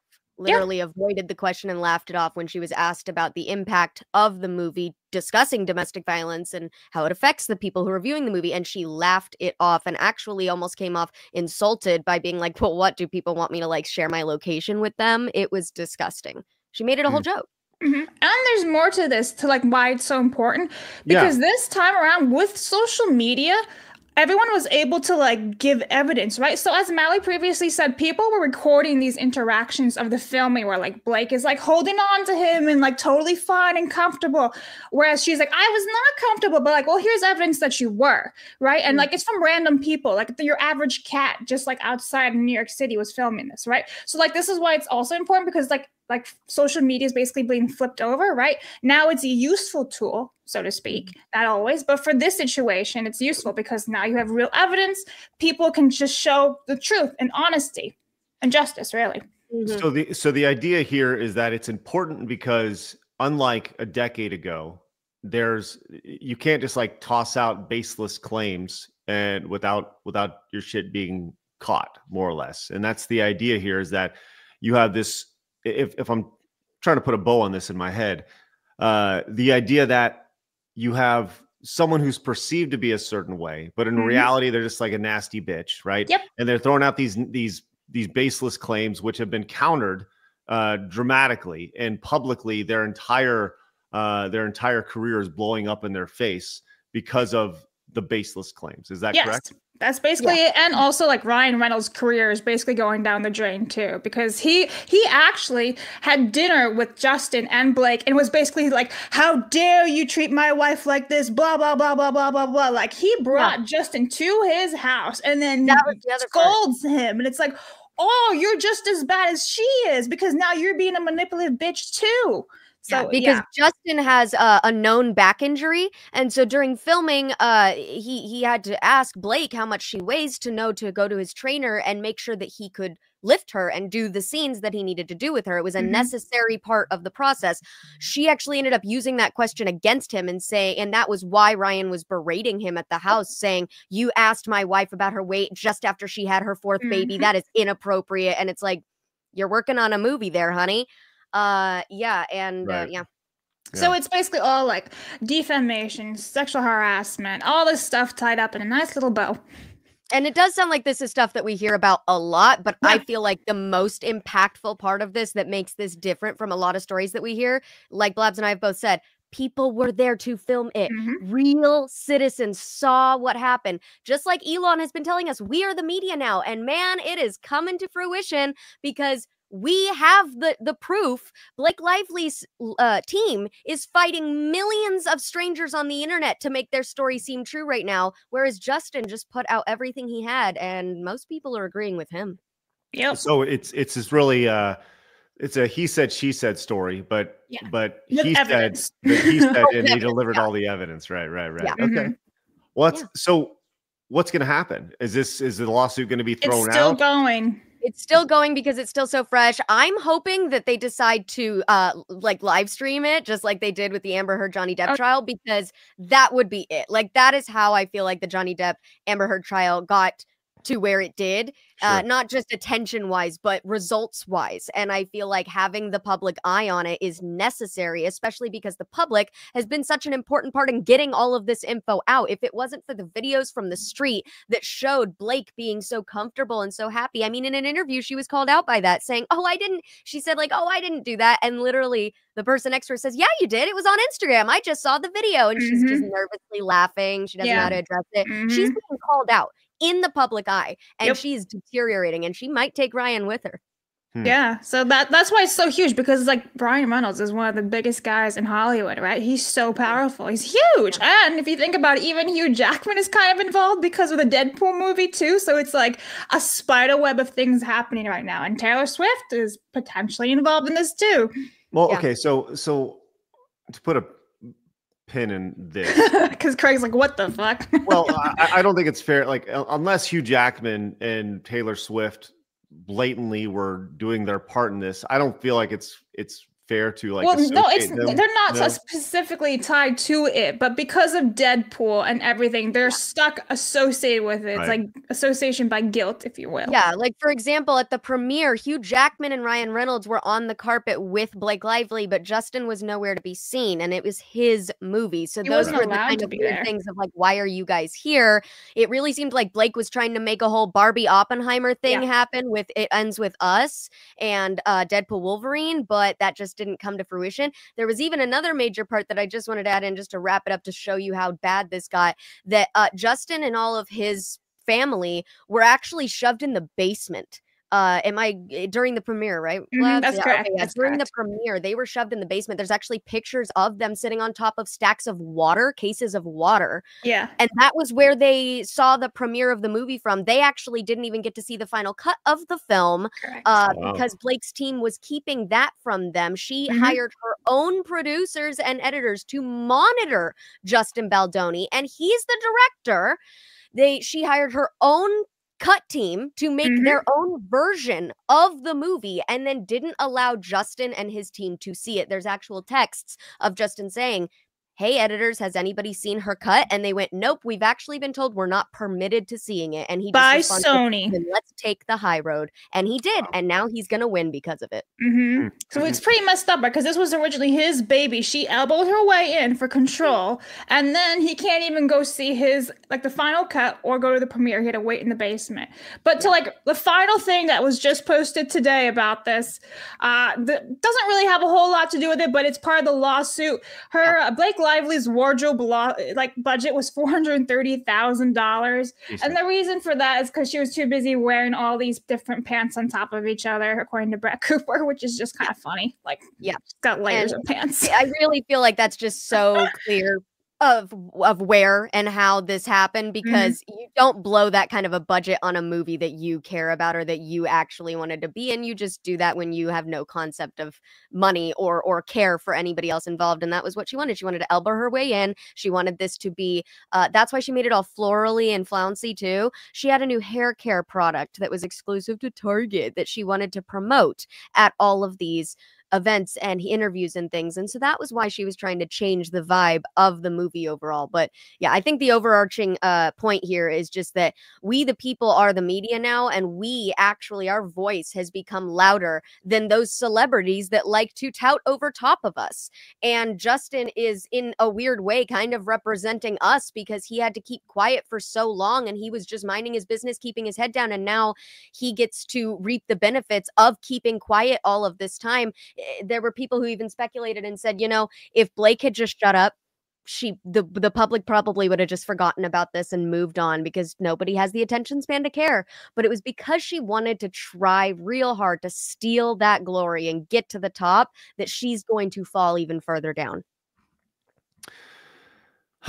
Well, I understand it. I understand the intrigue behind it. It's definitely spicy. And yes, it is like Hollywood news, but there is important aspects of it. Miku says, we don't care about Kingdom. Yeah, right. Here's Hollywood drama. Well, like I said, I think the ladies did a good job of framing it up and, telling you why it's important. Domestic abuse and lying about sexual harassment is much more important. Sorry. Yeah, there's a larger thing here. Ian came in with the 50 euro monies. Is finally a fourth wall that Ryan Reynolds doesn't think it's funny to break. Let's go. Thank you, Ian. Appreciate that. Let's go. That's massive. Greatly appreciate that. Your support. It's excellent. Taker says Blabs mistook Ryan Reynolds for Obama. No, that would be Jennifer Aniston and Obama. And Andrew says Blake Unlively is going to realize that Hollywood elites don't have near the amount of power they used to. That's it. And then we have this odd thing from Corrigan. Says epitome of the sperm whale, bit of the end of a submarine and sucked off the semen. Hail, Craig, you legend. Tell Dan Montez. Well, thank you for that, and appreciate the weird epidemiology of that. Good, wonderful. Over on Rumble, Jay Thomas says 1981. Excalibur, Helen Mirren, 1995, First Night, Sean Connery and Richard Gere, 2004, King Arthur, Clive Owen, No Race Swaps, Mist of Avalon, Guinevere are feminist propaganda, yet still good. Thank you for that. Appreciate your support. All right. Let's go and move on. We have this is kind of a quick hit here. We talk about Disney Plus and the insanity around it. And the headline of this is really like, ooh. But then when you dig a little deeper, you're like, oh. As Disney Plus lost 700,000 subscribers in the fourth quarter of 2024, moving into 2025. And that is a huge number, first and foremost. Obviously 700,000. I would, if we had 700,000 free YouTube subscribers, that we'd be fucking murdering it, right? But they managed to lose 700,000 subscribers. And let's go to this article here. It says Disney Plus lost 700,000 subscribers over the final 3 months of 2024, which is the Walt Disney Company's first quarter of fiscal year 2025. This is where things get put in perspective. Not counting Disney Plus Hotstar, the cheap Disney Plus service in India. Now, once again, that is not counting this. Disney Plus now has 124.6 million subscribers. Disney Plus also lost 700,000 subscribers in the period. Hulu was the streaming highlight, adding 1.6 million subscribers, now at 53.6 million. All told, the company's stream business was profitable for the third straight quarter. So there you go. Like, holy shit. I mean, on the surface, 700,000 subscribers, losing anything is massive. But, you know, they're still making money and they're still killing it. Mally, you got any thoughts on that? I mean, yeah, they're a monopoly. They're a conglomerate. They're, of course, they could lose half their business and still be killing it. I mean, not at the pompous rate that maybe they'd like to, but they'd still be killing it more than any of us are. And I think it's just a real good swipe for the people to get to take it Disney to show them, because that is impactful, maybe on only a little bit of a dent in comparison to what Disney makes, but it's impactful and it shows that Disney is losing their interest media wise. And I already know, because I've been looking at this on the side, Disney has already decided to stop putting money, or nearly as much money I should say, into their media and parks, whereas they want to start putting it more into their worldly experiences, because they know that they're losing people's attention here at home. They know that they're losing it. And so they want to move to grabbing it somewhere else. They're like, oh, well, if you travel somewhere, then you can still have a little Disney. Like, I think people are starting to get too smart for that. And I think that subscriber drop is obvious of it, because not being willing to pay $7, $8, $9 a month to have access to every single Disney movie, that's a statement. You know, while you were talking, Mally, I was thinking about, I always like to play the calculator game and do a little bit of math, right? So we see the numbers here for this article. Lost 700,000 subscribers. More importantly, not including the India service, 124.6 million subscribers. The average Disney Plus price is $9.99. So doing some quick math here, let's put $9.99 times, what was it? 124. Let's just 124.6 million. 124.6. Oh, damn it! I screwed it up. There's $9.99 times 124.6 million. Is that right? Yes, that's correct right there. No, there's one more zero. Holy shit. 1, 2, 3. 1, 2. Yes, okay. Yeah. This is what they make every month, just based off Disney Plus, their revenue. That is $1.2 billion a month. Yeah. Oh my God. Unreal. When you have, I mean, how do you quantify that? $1.2 billion per month. No. Crazy. And thinking about how many things they go straight to Disney Plus with now, because they know and they're ashamed to put it out in theaters and have to admit the numbers that they would fail to get. It definitely makes sense why they depend so heavily on things like Disney Plus, because that's where they hide. You know, it's also worth looking at Netflix and kind of the growth in their business as well. And you look at them. This is from Statista over on their website. You can see Netflix growth as well from 2013 having 34 million subscribers all the way currently to having 300 million subscribers on Netflix. My God, that is balls crazy, to say the least. Just so next level. It's crazy. Yeah. I mean, what do you say to that? What do you say? It's like, I mean, I almost wonder how many of those are dead accounts that are just stuck paying for it. I wonder how many of those are, people who, because I know they've also implemented the policy that you can't share your password. Back in the day, you could. So that probably covered a lot of people. But now Disney, Netflix, and all those, they're like, oh, if you share your password, we're going to shut you down. So more people were forced to buy it.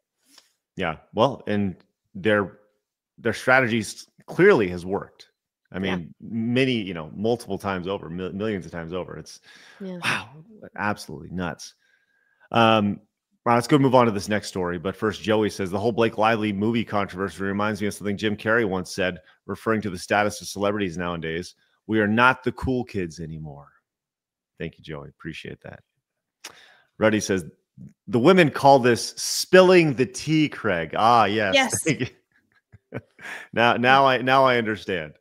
Mika says, I love you guys, but this drama, the bigger fish. It's not drama. It's literally like sexual harassment and stuff. Like, do you not care that this man was going to be framed for sexual harassment if he did not have evidence? Drama, that's you. But there's actual people out there that have to deal with that to every Joe. Life. And yeah, this was a real thing. Insane take. You're muted, Craig. Yeah, do tell us more, Craig. I was like, yeah, keep talking. Disney's also putting ads on their premium ad tier. Yeah, and it's just crazy because of the licensing agreements. I suspect the subscriber loss number will grow. Yep. Thanks, Sly Ray. Worthy One says, I knew that Nice Pool character was a bit odd, even for a Deadpool movie. It felt like it, didn't it? Yep. And Autocoder says, I go to India every year. Disney Plus over there is live TV in Bollywood. Not the same thing at all. They bought an existing platform and rebranded it. Oh, okay. Thanks for the heads up. Appreciate that. I'm curious what India's like. I've always been intrigued by going over there. Yeah. Baron says, as someone who's been falsely accused, it's nice to see someone fought back. Way to go. Yeah. Commodore fan says, don't forget that many people got Disney Plus their Netflix accounts free with their cell phone plans. This is true. Very true. All right, let's move on. Let's talk about the Twitch CEO. Now, look, we can talk about Twitch till we're blue in the face. This is a corrupt platform that is platforming some really toxic, horrible people on their platform right on their front page. We saw the Hassan little documentary content nuke dropped the other day by the H3 guy, Ethan, whatever. Look, they're all fucking assholes. Whatever. It is what it is. But the point is that Twitch as a platform is broken. And their CEO is now blasting Kick and YouTube for copying their formula. He is very upset about this. Look at that guy. He's a creep. This is if I was to put a lineup of people, like, never in a million years would I like that's the guy who's running Twitch. No, it makes sense why the front page is just covered in corn because it's hit. Look at him.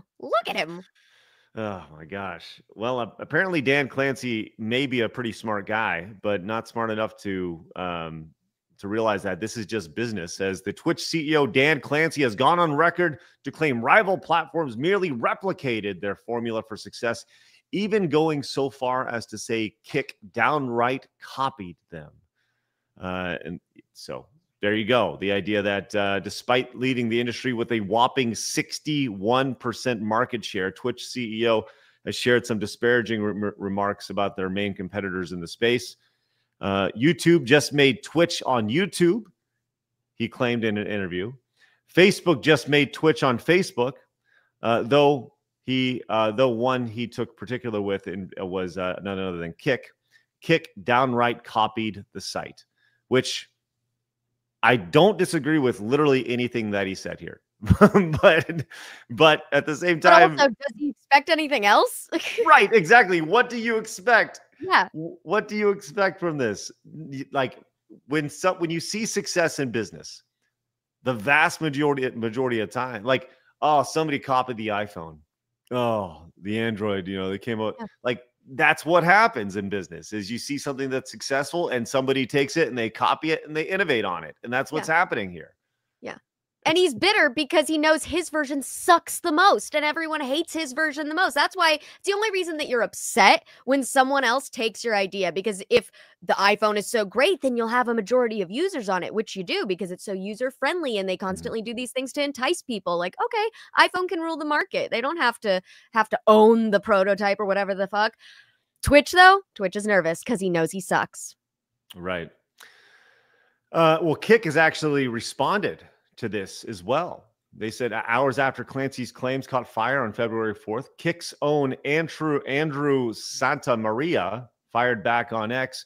Kick certainly moved the needle in favor of the creators. To downplay Kick's place in the market works against the streamer. To downplay Kick's place in the market work. Yeah, there you go. Closing out a response, Kick staff member even invited the journalist of the original article onto the Kick Talk podcast to discuss the finer points with the CEO, Eddie. So, I don't know. We stream on Kick. We're live over there right now. We may have somebody watching. If you're watching, say hi. We have 14 viewers. We have 14 viewers over on Kick right now? I mean, one of them is me, so 13. Okay. We have 13 viewers over on Kick. Kick has not been a massive platform for us, but once again, it's about, casting the net. So all you guys watching over there on Kick, hello, great to see you. It's not exactly a huge platform, but the point is that there's 14 normal men over there, which is important, which is great. But we distanced ourselves from Kick or from Twitch pretty early on this show. I would say 3 or 4 months in, Blabs, we were like, No, I think we were on there for about a year or so. Was it? Yeah. But Twitch was a mess, and Twitch still is a mess. And are we hurting ourselves by not being on the platform? Potentially, probably. But there are certain things that I just can't get behind this fucking platform. And maybe it's one of those things where we do need to embrace Twitch more, because ultimately you need shows like ours over on Twitch. You need shows that on Twitch, really? Or you mean Kick? No, on Twitch. You need to go into the Lion's Den. And you need to go in and show that there are alternatives, Mm-hmm. Just a thought, but I don't know. Twitch is just such a fucking mess. I think if we did go over to Twitch, it would be it would definitely be to counterbalance the insanity that's happening over there on a day-to-day basis. And honestly, we would probably be banned very quickly for saying something that is not San Francisco. So, because Twitch is just, it's gross. Yeah, I mean, I was banned during my 10,000 follower celebration stream because I said things that they didn't like. So even trying to go into the Lion's Den, they will just shoo you back out because they don't want you in there. Yep. XR says, in all fairness to Dan Clancy, it's hard to run Twitch when he spends all day fluffing Hamas Piker. Useless Gamer says, this is why I love side scrollers. Not only do we get today in gaming history, but we also get important stories like the Blake Lively one. Well done, Blabs and Mally. I watched the walking on the treadmill yesterday because it's too cold for real walks. So put it on the treadmill 40 minutes. All right, here we go. Right. Ranger George came in with the 10, says, so what you're saying, Mally, is that Justin Baldoni is just a normal man, an innocent man. In that case, yes. I mean, he's still very much probably an SJW wokey, but still, you gotta defend the ones that are still innocent anyway. The normal of this situation. So yeah. The most normal, which doesn't say a whole lot when it comes to Hollywood, right? Yeah. Yeah. GDI guy says, thanks for remembering the Guardian Legend for the NES's anniversary. My favorite game of all time. I appreciate you not having an opinion on everything and refusing to be bullied about it. Keep on keeping on. Montez! Thank you so much, GDI guy. And once again, I want to be clear. Maybe I will have an opinion on it in time. I don't want to speak on something I don't really, like if you just want me to blah, blah, blah all day long, it's probably not the right show. Like I'm going to talk about things that I want to talk about, or things that I'm at least somewhat educated about. I'm not going to be educated on everything, but do my best. One thing that I am educated on is Rooster Teeth. For those who don't know, I worked for Rooster Teeth for 3 years after my first company, Screw Attack, was acquired by a company called Fullscreen. So Fullscreen bought Screw Attack, and then Fullscreen bought Rooster Teeth. And then they said, hey, you boys play nice, and they merged Screw Attack into Rooster Teeth. So I spent 3 years working for Rooster Teeth. Now, Mally, what do you know about Rooster Teeth? I know that they created a lot of shows that, from my experience, and I mean no hate to anybody, a lot of basement dweller gamers watched. Ouch. You're not wrong. You're not. I mean, you're really not wrong. But it was a very niche community, very, very active community for a long time, very strong. Yeah. And that's what made them an acquisition target for Fullscreen. And Fullscreen is a company that is dead and gone at this point. But they were acquired by God, I don't even remember who. I think it was AT&T. And anyways, everything you need to know is the people who founded Rooster Teeth, they're fucking rich, right? They are insanely wealthy. Okay. And eventually Rooster Teeth shut down. Like, they could not adapt to what was happening on YouTube. They saw their analytics drop off a cliff, and they catered to this woke mind virus. I mean, like I said, I saw this firsthand, right? While I was down there, and it only got worse over time. And eventually they had to say goodbye, and they said goodbye in April of last year. So it's about 9 months ago. They had this post over on X saying, hey, pretty much we're done. It's our final live stream. And there was a big, sad day. Everything's gone type of thing.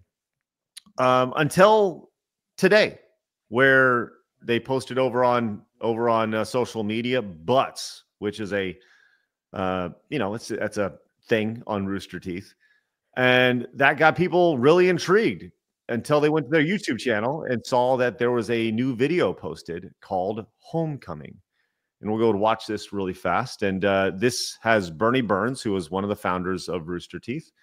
And to be clear, this was their office. They took over this space over here. This is called Stage 5. They had this space over here. And from where the camera's at, they actually had even more space behind where the camera's at. This was a major production space, okay, that cost hundreds of thousands of dollars every month. So anyways, they posted this video this morning.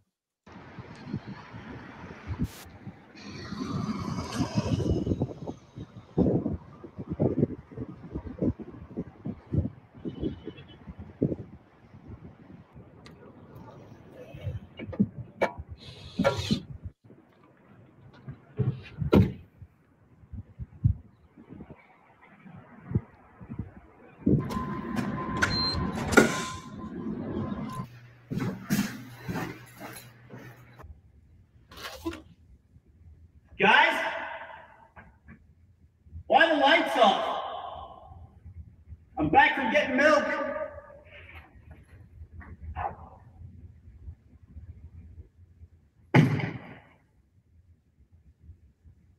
What the hell happened?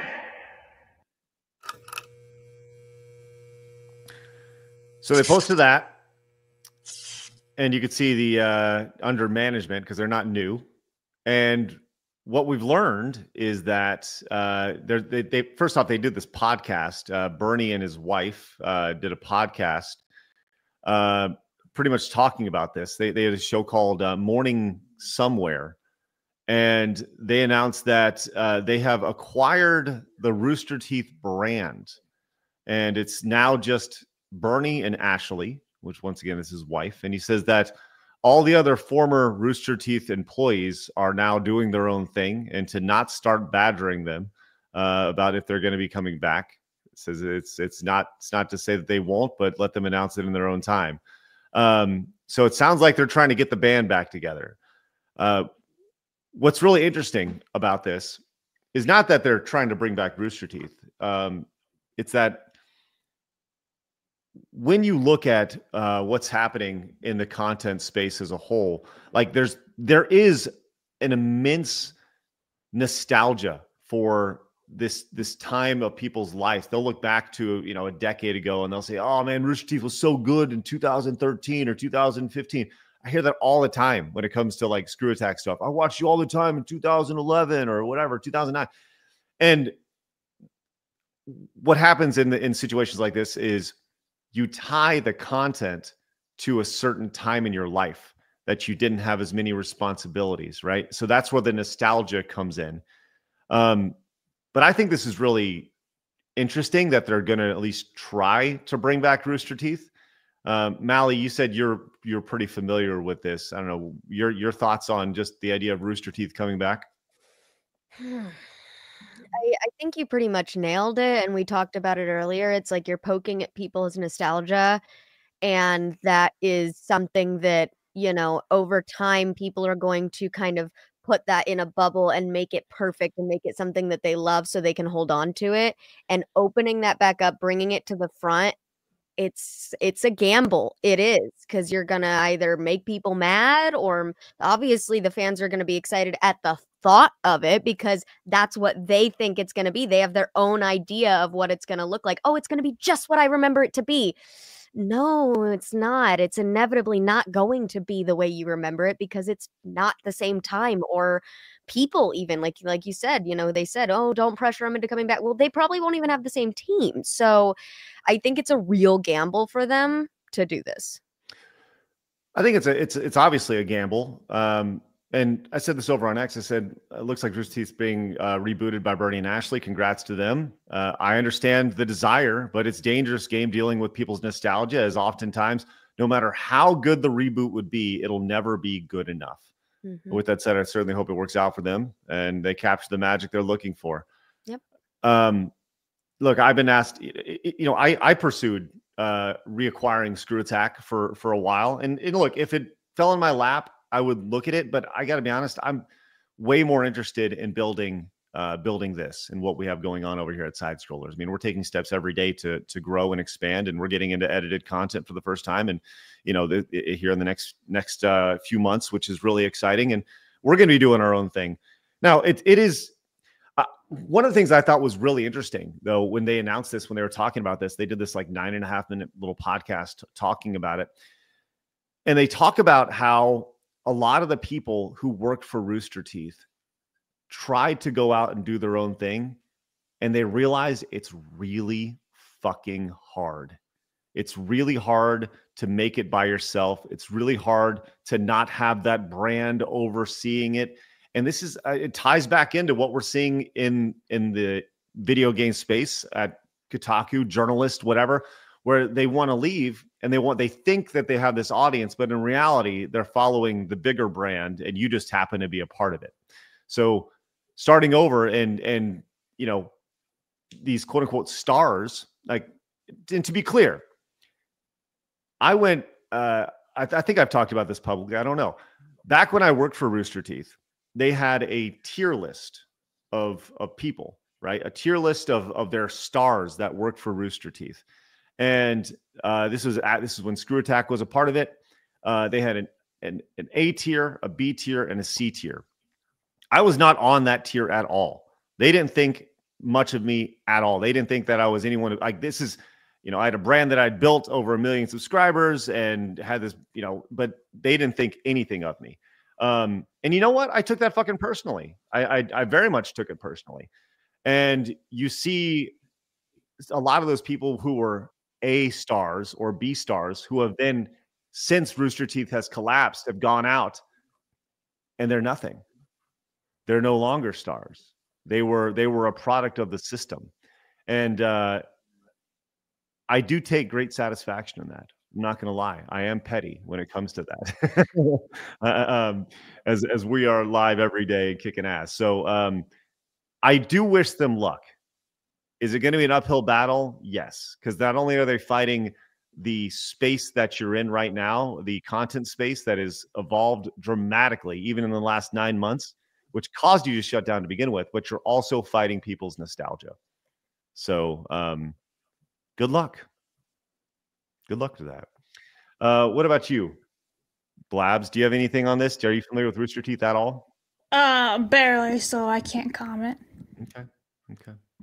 I think somebody in the chat nailed it, just saying if you don't know, if you didn't learn from why you failed last time, there's not really a point in doing it again. That's a very valid point. Well, we'll see. We'll see if they do learn from it, you know, because they hired a lot of activists and they thought they were on the right side of history, you know, and I think I'm very intrigued to see kind of what comes of this. So good luck. You know, I guess that's the best thing that you can say is good luck in a situation like this. Sigrun came in and says, they forced out Joel. Jeff is a broken man. Matt and Gus are probably doing their own thing. What do they have anymore? Bernie's a funny guy, but RT was built on the backs of many people and not one. I 100% agree with you. Yes, Rooster Teeth was a product of everybody and not just one person, for sure. Thank you, Sigrun. Late Naster says, I would be optimistic that no longer being part of a network and would mean better things. But I said that about Bungie and Destiny splitting from ActiveBliz. Thank you. Appreciate that. Kratos says, you're not an A, Craig. You're an S in my book. Thanks. I'm not looking for your validation, but thank you very much. And Master Gawa came into the tin and says, my job has been in flux, but I've missed you guys. You guys, great to see Mally. Never forget that those who purposely made terrible games are evil. Doge exposed a USAID fund wars, censorship, DEI, and terrible games. Thank you, Master Gawa. Appreciate that, man. And Andrew says, Rooster Teeth screwed Sonic for hire. They screwed a lot of people, dude. Let's just be real. And let me just say this one last thing. I've told this story before, and the thing that really soured me on Rooster Teeth, my time there, wasn't the people. It was a meeting I had with Bernie Burns and Matt Hullum, where we went in after launching the Game Attack brand with the expectation that they said they would help promote. And we went and had a meeting, said, hey, how can we promote it? And their response was, so you want to be famous? That's what they said to us. And we were like, fuck you. That's not what we're doing here. We're trying to build something. And they took it at us as an ego thing, and it was pretty amazing to see that. So that was a big fuck you to them. I have something to share real fast. Yes, please. Loungefly's come out with Furby bags. That's freaking hilarious. That is the creepiest thing I've ever seen. How dare you? I love Furbies. So, I know you do. I'm so sorry. That's traumatizing. I think it's absolutely hilarious. Look at them. I wonder if they blink their eyes. You while you sleep. You just got to turn them around. What the hell is she talking about? Oh my god, it's so I'm sorry. funny. I gotta second that. Is this like what you're doing? Like while she was shopping while you were talking. No. Listen, I got an email. I opened it up and I was like, "What's that? Oh my god, Furby!" So listen, I had to share it. The end. How come you don't respond to my emails as quickly as you do respond to the version? I actually read your emails like that, but there's never a reason for me to actually respond to you, so I just don't. Well, that's good. That's fair. Oh man, John Conji came in and says, "Feed me nostalgia bait, Craig. Bring back the French and German show." Wow, that's a deep cut, John. That is a deep cut, and no, you know the irony of the people who are associated with the French and German show, who thought that it was so funny that the initials were FAGS, they would not be very interested in bringing that show back. So, all right. Worthy One says the new Rooster Teeth could work if they make content and don't hire someone like Frosk, who won't shut the fuck up and ruin it for everybody. Yeah, I think they'll go back to the nostalgia well before they go out to anybody outside of the content. They'll definitely go back to people they're familiar with for sure first. Joey says, didn't Rooster Teeth lose Death Battle as well? Yeah, they just handed Death Battle over, which was amazing and good for those guys. Cookie came in and says, Montez! Oh, we got another Montez. Let's go. Love that. And Win came in and says, I missed the first 3 seasons of Ruby. Ice Queendom, an anthology series, was a love letter, but Ruby is dead after that screw up with Atlas versus White Fang. Jason says, I was going to be offended by Mally's statement, but then I remembered that I am watching from a basement. Respect for the self-awareness, my dude. That's right. Appreciate that. Jay Thomas says there's a 4D chess conspiracy that Ryan is going along to trash her career. Oh, What? Ryan Reynolds? Yeah, how would that work? I don't know. Bentley guy came in and says the Chinese are very infamous for copying and stealing many things. I guess they're still upset for not being thanked about all the railroads. Hashtag Montez for part 2. Thank you for that. And Raptor Kratos says Side Scrollers doesn't need Twitch unless Craig is planning on doing a hot tub stream. Montez!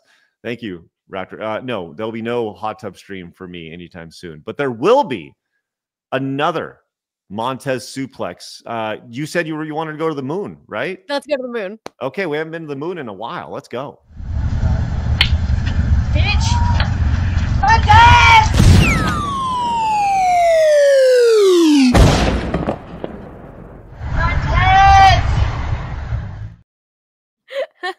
Straight to the moon, baby. All the way there and back. I love it. Yeah, it's great. I mean, hell, let's just put one more last Montez goal up because why the hell not? That's crazy enough. Let's do it. Thank you guys very much. Mozambique Enjoyer says, it's ironic that Bernie is trying to bring back Rooster Teeth when one of the major themes of Red versus Blue was letting go of the past. There's some nice irony there for sure. Stealth Strike says that Richard Branson's retarded brother. And then talking about the CEO of Twitch. And then Miku says, don't care about video game drama. Have other drama. Oh, Miku. Thank you for your support today, man. Appreciate that. Alex says, was planning on watching later, but just heard Bernie got Rooster Teeth back. A teaser on the another opportunity to grab Screw Attack back. I said, I don't, if it fell in my lap, maybe, but I'm not really interested. They were asking $200,000 for Screw Attack. I'm not paying $200,000 for a dead brand. Sorry. Which makes me think, like, how much did Bernie pay for Rooster Teeth to get that brand back? I'm not paying 200 grand for that. No offense. Mercenary says, where is the moon theme? And we probably should add that in there for sure. Okay. I think that's a great place to wrap today. We're going to get some super chats, but we didn't get a chance to get to Reddit, which, and we didn't even get a chance to get to EA Veilguard. But we did get to some good stuff today, which was really fun. So let's go ahead and hit some of these super chats before we say au revoir. Guys, thank you very much for all your support today. Mally, before, we always like to give everybody an opportunity to bounce before we get to super chats. So do you want to tell everybody where they can find you? Or if you want to stick around, you're more than welcome. Yeah, guys, I'm actually having a little bit of a shift in my content right now, so my schedule is going to be changing. If you guys would like to see me live, you can go on over to Rumble or Locals and follow me over there. I'm going to be live tomorrow at noon, and we'll be cooking or playing some games, depends on what I got going on. And I'm also going to be producing videos on a much more regular basis, full-length videos, so if you guys want to be seeing those, I'm going to be posting them on Rumble, YouTube, and Locals. If you want early access, become a subscriber on Locals. And yeah, we're going to be going full-fledged at this Rumble Creator Program thing. So make sure you stay tuned with that. I'm interested in this Rumble Creator thing. Have you seen the pushback on what's going on with this? Oh, yeah, I saw it immediately. I mean, yeah, if you ask me, it's like nothing's ever going to be perfect on their first drop. It's the beta drop. And also no one's forcing you to be a part of it. So it's really for those that want to, and I want to. I want to support Rumble in every way that I can. Get my fucking away from Twitch. So, yeah, that's where y'all can find me. Make sure you go and subscribe over there to Side Scrollers and me. Yeah, excellent. Well, appreciate you as always, Mally. Great stuff, and we'll see you here in a couple weeks. Thanks for having me, guys. See y'all later. Thanks, Mally. Right. Happy shopping. Thanks. Happy shopping. All right, Blabs, fire away with what we got. Some of these super chats. And real quick. Somebody said, well, you brought back side scrollers, talking about Rooster Teeth and like kind of the reboot aspect of it. Yeah, but this is not side scrollers. Like the premise is still the same, but this is a vastly different show than it was when we initially launched it. But fire away. Go ahead. We've evolved. Okie dokies. MP says, oh, Blab friend with the hat today. I see looking kind of swish. I don't know what that means. Mally girl looking like an upstanding news reporter. Me likes and Craig cat emoji. Hi. Jay Marvel says, you're right. My sister used to have a huge trampoline in her backyard that rotted away for a kid. He just graduated college. Damn. Yep. 100%. Worthy One says, Saint Row 4 had the option of romancing all your teammates, both male and female, and no one cared back then. Yeah, that's what the point is here. Like, all these RPG games both back in the day had all these, like, side things where you could be like, yeah, you can make a character gay and sleep with whoever you want. So it's like, well, it's always been around.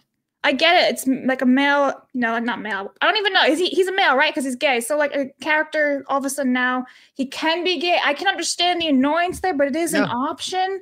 I understand the annoyance, but again, it is the option. There's bigger things to worry about in the gaming industry. My personal opinion. I'll probably be like, oh, you're a moron, but whatever. Toxic for 2 says, unless you're a dungeon crawler, then the stairs are always down to something. Tamamo says, LOL, Craig, you really need those glasses. Absolutely butchered my chat. Still love you guys, though. It's part of your charm. Oh, Listen, thank you. he's special.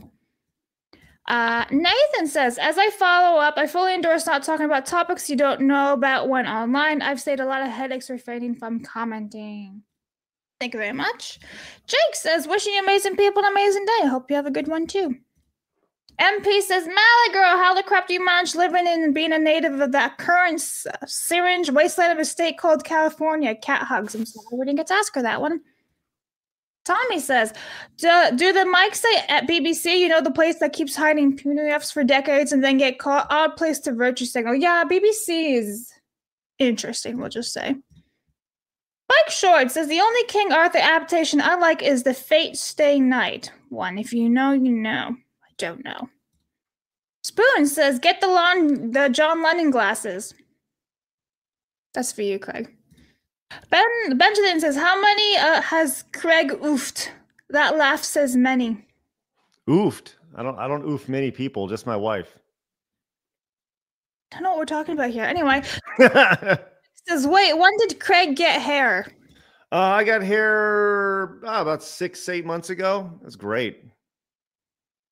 Jared says, here are my Mount Rushmore video game soundtracks: Metal Gear Solid 98, Mass Effect, Burnout Revenge, and Modern Warfare 2 from 2009. Thank you very much. Good picks. I see over on Rumble just posted one in from Modest Rat for 2. Says, hey, Craig, what's with the O's? Bada bing, bada boom, Blabs, mozzarella, Vinny, Vici, Listen, I don't like you very much right now, Modest Rat. Thank you very much. Keyrock, for 1, says, there are at least 4 bodies under Matthew's floorboards. Poor Matthew, leave him alone. Corona says, everyone wants to talk about Kingdom Come Deliverance 2, but you hear Satan kicked his own son out of heck. Apparently the son was only medieval. Aha! And Miku says, look where Voltron is today. Was SR historical? Why does Voltron keep popping up everywhere, Craig? Voltron's the best. And then Stealth says, Craig, few or foot? FUE. Yeah, FUE. So they take it from the back, put it in the top. It's awesome. Okay, Benjamin says, oof, equals kill. Craig got an evil laugh. Thank you, Benjamin. Appreciate that. And we're all caught up. All right, great place to wrap. Guys, we got a lot going on. We're getting some big announcements coming up here in the next few weeks. Can't wait to share them with you guys. So we appreciate y'all's support. We're going to need you guys more than ever very, very soon. So thank you guys very much for everything you guys do, allowing us to be a part of your life. And look, like I said, we don't have to agree on everything. That's the beautiful thing about this show. If we have to agree on everything, we're no better than the freakos on the the other side, right? Like, I don't want to be on, we cater to that 80%, the 80%, not the 10 over here, not the 10 over here, but the 80%, the normal man. All right. Normal men have conversations about things that they don't necessarily agree with. Or you know what? Normal men don't always have to have an opinion on everything. It's amazing how that works out. With that said, guys, I want you to have a great rest of your day. We'll be back at it tomorrow at 11 a.m. Central Time. We got another video popping up around 2 o'clock Central Time, so make sure you guys tune in for that. It'll be a clip from the show yesterday, but it's a good clip. It's the best. It's the best clip. You guys have a great rest of your day. Don't give me that look, Blabs. And remember, it was an interesting impression. I don't do a good Trump at all. No. Very bad. With that said, have a great rest of your day. Remember, people are going to try to keep you down. Don't let them. You guys got to go get it. See you guys later. Hit that thumbs up button on your way out. See you later. Bye-bye. Fatality.